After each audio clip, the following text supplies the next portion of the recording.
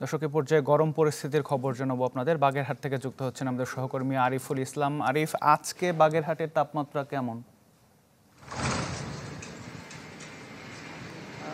আমরা তো আসলে প্রায় প্রতিদিনই আবহাওয়া যে তাপ প্রবাহের খবর আমরা কিন্তু জানাচ্ছিলাম।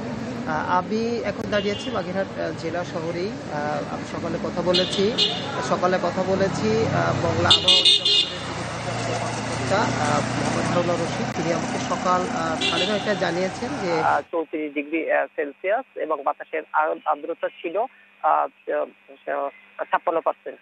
তো সেক্ষেত্রে উনি বলেছেন যে আরো যেহেতু বেলা গড়ার সঙ্গে সঙ্গেই দুপুর হওয়ার সঙ্গে সঙ্গেই কিন্তু তাপ প্রবাহ বেড়েই চলে, সেক্ষেত্রে আরো বাড়ার সম্ভাবনা আছে। তবে সকাল থেকে কিন্তু মাঝে মাঝে মেঘলা আকাশ দেখা যাচ্ছে, তবে তাপ প্রবাহ কিন্তু কমে নাই। সেক্ষেত্রে প্রতিদিনের মতোই কিন্তু জীবন যাত্রা কিন্তু অনেকেই থেমে আছে। দিনমজুররা কিন্তু অনেকেই তারা কাজকর্ম করতে পারছে না এবং তারা অনেকেই একটু কঠিন জীবনযাপন করছে।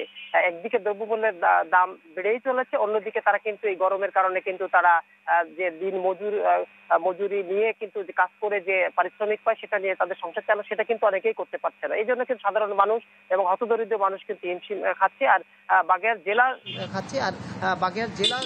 হাসপাতাল সহ উপজেলার বিভিন্ন এলাকায় কিন্তু প্রতিদিন রোগীরা ভর্তি হচ্ছে, বিশেষ করে শিশুরা কিন্তু বিভিন্ন রোগে আক্রান্ত হচ্ছে। তো সেক্ষেত্রে প্রতিদিনের মতো এই জেলা সিভিল সার্জন জানিয়েছেন সাধারণ মানুষ যেন যদি বাইরে বের হয় তাহলে ছাতা ব্যবহার করে, প্রচুর পানি এবং লেবু শরবত যেন তারা পান করে, স্যালাইন যেন পান করে, তাহলে কিছুটা হলেও এই তাপ প্রবাহ থেকে তারা অন্তত কিছুটা হলেও সুস্থ থাকতে পারবে। এই ছিল বাগেরহাটের সর্বশেষ। জি আরিফ, অনেক ধন্যবাদ আমাদের সাথে যুক্ত হওয়ার জন্য। দর্শক, বাগেরহাট থেকে গরম পরিস্থিতির খবর জানাচ্ছিলেন সহকর্মী আরিফুল ইসলাম। 1, 2, 3 ঢাকায় জমি জিতে নিন 100% ক্যাশব্যাক সহ 20 কোটি টাকার পুরস্কার।